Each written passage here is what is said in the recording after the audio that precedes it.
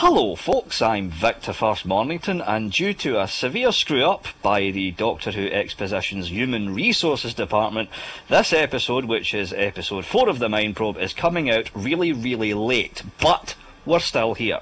Today, we're joined by Marine Dalek, PC101, Ezzy McAlpine, myself, hello, Tetsuryu and Nodster. Say hello folks. Hello folks. Hello. Hi. Right. And of course Tets has got to be last. Oh yeah, by the way, Tets is the special guest. What? We didn't get a chance to say hello after you said our names this time. Oh, we're doing it that different was this time, Eddie. No, You do not listen to anything we've discussed. No, leave that in. Leave it in. Leave it in. Oh, it's staying in. Yeah, go. She said. It's going to be one of them episodes. Yeah, it's going to be one of those. Well, this is episode 4 of the Mind Probe, and we are reviewing episode 4, The Doctor's Wife, which was nothing to do with the actual title, but it was a good episode. We all know how this episode pans out. We go round the panel and ask them for their quick general thoughts on the episode as it panned out when they watched it last Saturday. We'll start with the most unprepared person, Mr. McAlpine. Oh, you. Hello. Yes. It was. I have to say, more or less perfect. I mean, you couldn't ask for anything more from an episode. Had all the thrills and spills, ups and downs. Very good episode. Very well written. Enjoyed it very much. Marine. I have to admit, on the first viewing, there was a slight problem because I thought it was coming on at 7:15 and not 6:30. But I realised before it was 7:15, so I missed the first few minutes, so I was quite confused. But no, after that, I've rewatched it several times. I just keep rewatching it because I never get bored of it. It's just one of those episodes that stands to be rewatched, I think, and it felt new, but it also felt like old Doctor Who, so I really enjoyed it. Ah, Tetsuryu. It felt fan-servicey in a way, because, ever since the Edge of Destruction, which was only the third story in the entire classic series of Doctor Who, we've been aware that the TARDIS has at least some degree of intelligence and personality, but it's really never been explicitly explored until now. And I think it's probably something that a lot of fans have been hoping for. So in that way, it's sort of really catering to those people. I mean, well, those people. That means pretty much us. And PC. I think it was awesome. Don't know why I did in that voice there. I think it's probably the best episode that I've seen of the Matt Smith year. I really enjoyed it. Basically, that's it. The best in the Matt Smith series. And joining us from Minecraft, Nodster. I didn't watch it, so I ain't got a clue what you're all talking about. No, I'm only kidding. I loved it. It was great. It was fantastic. Yeah, exactly. As for me, just basically the same as everyone else here. It was one of those episodes that had immense rewatching value just because it delved into a character in the show, and the TARDIS is its own character, a character in the show that we basically knew very little about, and the stuff that was known has been gained from years worth of the classic series stuff. So, favourite points of the episode, Nod? When the Doctor was arguing with the TARDIS in the junkyard about the whole sign on the front door and the doors open outwards, not inwards, that was brilliant. Yeah, that one had me chuckling quite a bit. Tets! I actually found the episode to be rather depressing above anything else. Mostly because I personally had been hoping for pretty much the entire duration of the new series to see some kind of a Time Lord comeback, but we learned that all those Time Lords that have ventured on that shitty little planet have been killed by some non-corporeal space sadist named House, no relation to Gregory House, that ate their TARDISes as well. So when the Doctor decides to, skip the whole nice bit, and basically tells the TARDIS in his own words, "Finish him off, girl," my sympathies are completely with him. Aha! Mr. McAlpine.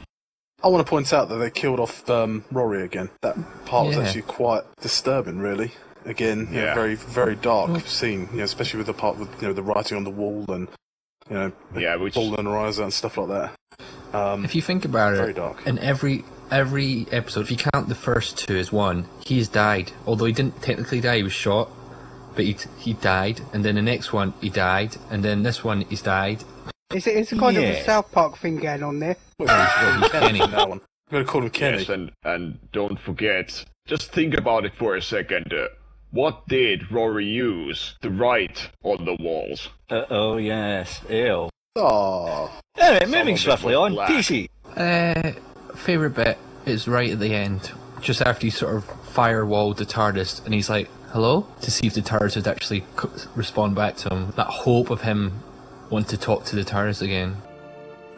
Are you there? Can you hear me? Marine. Well, I've got a favourite quote, which was when the TARDIS in Idris's body is trying to convince the Doctor that she's the TARDIS. She says, I'm the TARDIS. And he says, no, you're not. You're a bitey mad lady. The TARDIS is up and downy stuff in a big blue box. I like the Doctor's description of the TARDIS. As for me, my favourite part is that little flash of the dark side of the Matt Smith character. When he finds all those boxes from deceased Time Lords all locked away, and he turns round to those two patchwork people and does that line that he done in 11th Hour, run. That you know, you've got to admit, the Matt Smith Doctor is a lot more darker and manipulative than Tennant, who was a sobby big pansy, and Eccleston, although Eccleston was dark as well, I suppose, but yeah. Moving on. Now, Mr. McAlpine, we're going to have a little quick round betting pool here. This is what this is all about, so we can save this for posterity. Quick round betting pool. The first number that comes to your head when I call your names, folks, how many times Rory will die before he's pushed out of the series? Nodster. 12. Tetsuryu. Bloody hell. I'm not gonna start guessing. Oh, come on, Tet. Hey, I'm really terrible at this kind of, speculating. Cop Just out. pick a number. Just pick a number. Random number. 7. Oh, it's Not bad. Mr. McAlpine. 3. PC. It was easy. Well, I don't know, it depends on how many episodes he's in, but I reckon he will die in every single episode. Marine. 20. What? What? It's only 13 episodes a year. Yeah, so 20. You could have more than one death in one episode. 20's a bit much, so I'm going to go with a nice conservative number of 6. That's SIX, before anyone makes a bloody accent remark. Anyway, we've done our quick round here. Whoever gets closest to the actual number of Rory dying in total wins absolutely nothing. Lovely. £10,000. $1 million. So, She's better be ready to pay up. moving swiftly on, your thoughts on the continuity and how the TARDIS, this particular episode, fills up gaps in the continuity of the classic series, and will there be a future time, maybe not this Doctor, but maybe the 12th Doctor, where there could be a chance that the TARDIS might actually get a voice, because Matt Smith was down under the console doing... No, you never know. He was down under the console doing some hefty welding work. PC, since you spoke first. Well, I don't really know much about the old series, so I don't really know what was going on there, but I don't think we're ever going to see it back again, because it's... The TARDIS at that point was linear. It was a person, it was living in a time, whereas the TARDIS, when it wasn't, is sort of omni-time, sort of Star Trek reference, DS9 sort of gods, what are they called? The Prophets. Yeah, like prophets, they sort of live in past, beginning, and future. So how would you communicate with something that knows what you're going to say already? Never thought of that. Nodster. Well, I mean, continuity. Here we go. Continuity. Continuity. Continuity. You might as well keep that in so everyone can have a laugh at that. Continuity. Okay. Cut. Start again. Oh, bollocks. Okay. Such a numpty. Yes, I am. I wish I had, I don't know, some way of blowing your chair up. So if you'd like, screw up again, just pull a lever and boom, ejector seat style. Smashing idea. Okay, let me try this. Continuity. Yay! I've lost the train of thought there. Now he's got to say it again because we all went. Okay, after make he it. said it. Continuing with the continuity from the classic series and how this fills up that, I think it done pretty well on the grounds, and for all those people who say classic series, the TARDIS can't talk, the TARDIS didn't steal him, or TARDIS did steal him, you now have it set in stone. Remember this. This moment is now set in stone, so you now know exactly how the TARDIS has come about to be unlocked when the Doctor stole it. As for the TARDIS talking, I hope it does talk, but I don't think it will. Tsuryu. Well, there was one line in the episode with, well, let's just call her sexy, because, that's what she calls herself. But she basically told the Doctor that she took him right where he needed to be. So, in a way, I guess that actually kind of puts an interesting spin on the events of, the William Hartnell era, when he didn't quite know how to pilot it. I think the concept of TARDIS talking is probably gonna be something like, the attempt at the Doctor actually trying to fix the chameleon circuit, and it doesn't quite work out. Unless, of course, they, play it down, like, not have her talk all the time. It could be something like, that phone on the console that she basically calls him. Yeah, could be possible. Mr. McAlpine. Well, I, for one, am actually hoping it's going to be the one and only time, to be honest, because I think it will keep this sort of episode special. Otherwise, we're going to have like a pilot thing from like Farscape or something where she's going to be sitting, or there's going to be like an entity sitting somewhere or talking to them over like a comm system or something like that, and it just wouldn't work, I don't think. And bringing this little round to close, Marine. I like the implication that the TARDIS had a hand in getting rid of Adric. Eh? Well, because the TARDIS apparently always takes the Doctor where he needs to go, and apparently Adric needed to die. Oh. That's But nice. you have to, remember at that point of the series, the Doctor already could, properly pilot the TARDIS, so it wasn't so much the choice of the TARDIS as it was the Doctor's. So, any other thoughts, Marine? No.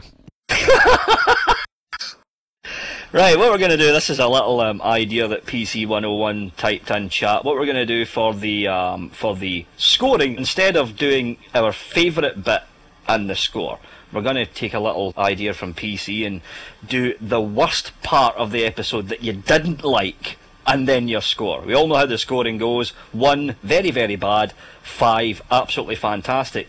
So, PC. Well, 2 bits I didn't like, which is, we haven't even mentioned, was the voice, which was done by Michael Sheen, who, probably most recently known for being the Tron. He was the guy that ran the club. His voice, you wouldn't even have known it was him because he's obviously used effects to change his voice, but I thought he was a really meh villain. It didn't menacing or didn't seem like any sort of threat. It was a very meh monster. It could have done without him in a way, really. Oh yeah, and the second bit was, if you look at classic seasons, when they've gone down for example, when Tom Baker finds the secondary console room, you'll see the corridor actually looks similar to the primary console room. It sort of carries the theme through. Oh, this looks good. What? Oh, yes. Yes, it is good. This is the second control room. Whereas the corridors we had in this episode looked utter crap. They looked nothing like... It didn't even look like Matt Smith's or the David Tennant. There was no coral, no nothing. It looked really cheap. And they did that classical thing of shooting it from hundreds of different angles and then running down corridor. I mean, it was only 3 corridors linking up at the middle, sort of in the shape of a flux capacitor, like a Y sort of thing. And he just kept shooting from different angles. I could have just cut that whole scene. It was just totally pointless. I could have just said, run down the corridor and then go to the archived concert room. My final score is... It's a hard one. I'm thinking 1, maybe 2... No, What? 5. Ah, right. Marine. Ooh, my least favourite bit.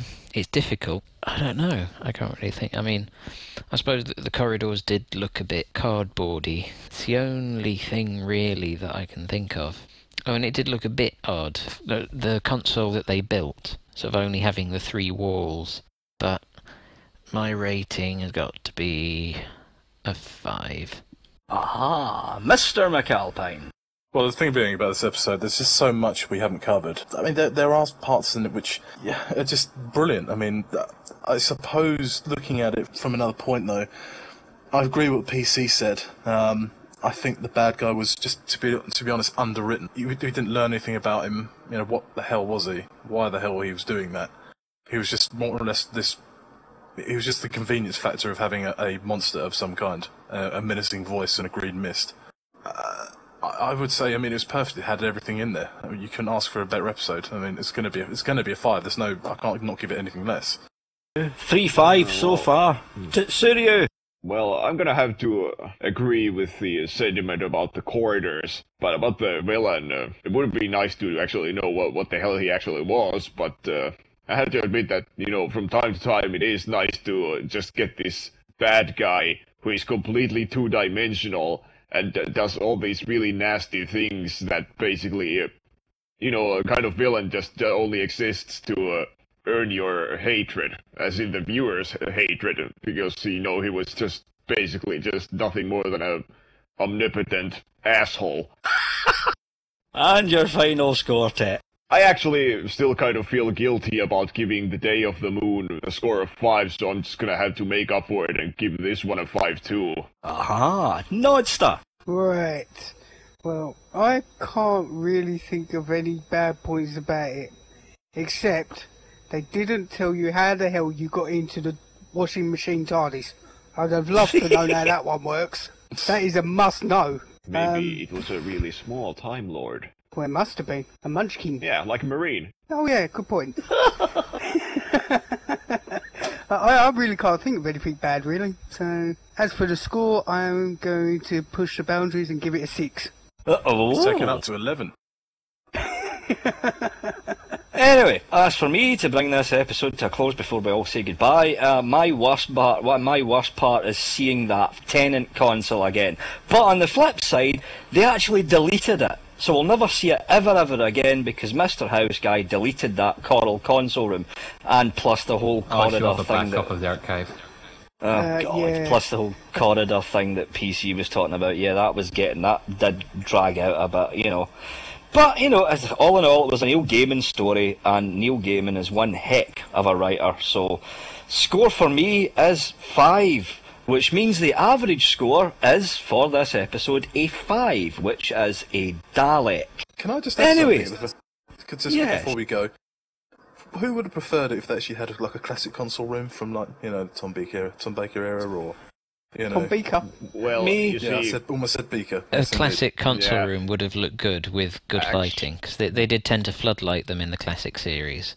I think if they had new series style lighting, they could look really good. Well, I I think it's just demand. the case that they kept the console You there see- from before. They just used I- it. I demand that we see all 30 consoles now. On that bombshell, that was episode 4 of The Mind Probe. We were joined by Nodster TARDIS, Tsuryu, Ezzy McAlpine, PC101 and Marine Dalek. Say goodbye, chaps. Minecraft for the win. Goodbye. well, Adios, amigos. Get Minecraft. Good night, Jim Bob. And don't forget, after the next John episode airs this Saturday coming, you will catch episode 5 of The Mind Probe sometime during the week after. I'm Victor First Mornington. Thanks for watching, and see you next time. Minecraft. Minecraft.